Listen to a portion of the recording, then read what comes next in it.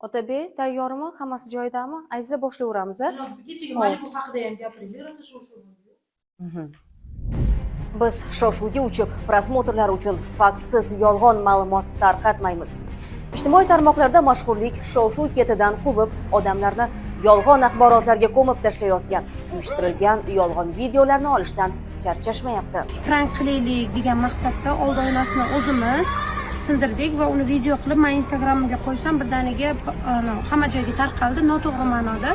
Ijtimoiy tarmoqlarda tartib o'rnatilmasligi, noxolislik, tarafkashlik, chalkashlik, kiberjinoyat, firibgarlik, ma'naviyat buzilishi, siyosiy manipulyatsiya, vahima uyg'otilishi kabi holatga olib kelmoqda.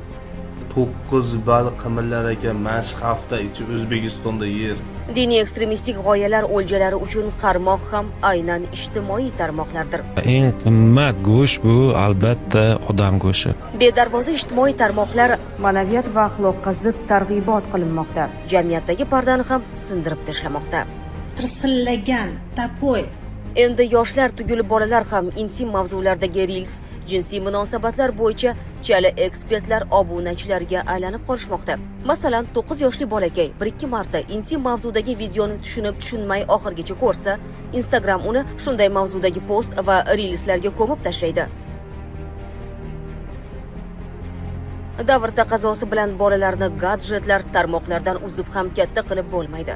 Birgina yo'l tarmoqdagi axborot oqimini elakdan o'tkazish.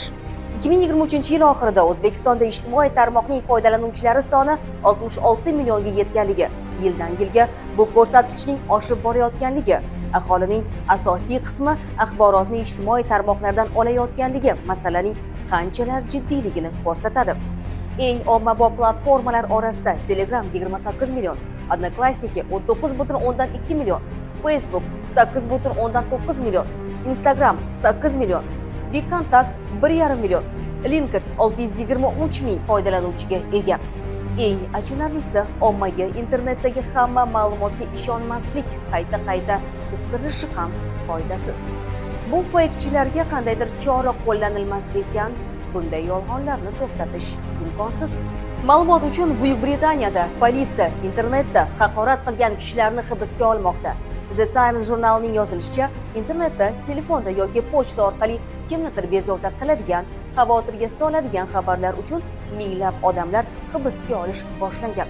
2023-yili 37 ta politsiya bo'linmasi xodimlari 12183 ta hibsga olish amalga oshirgan.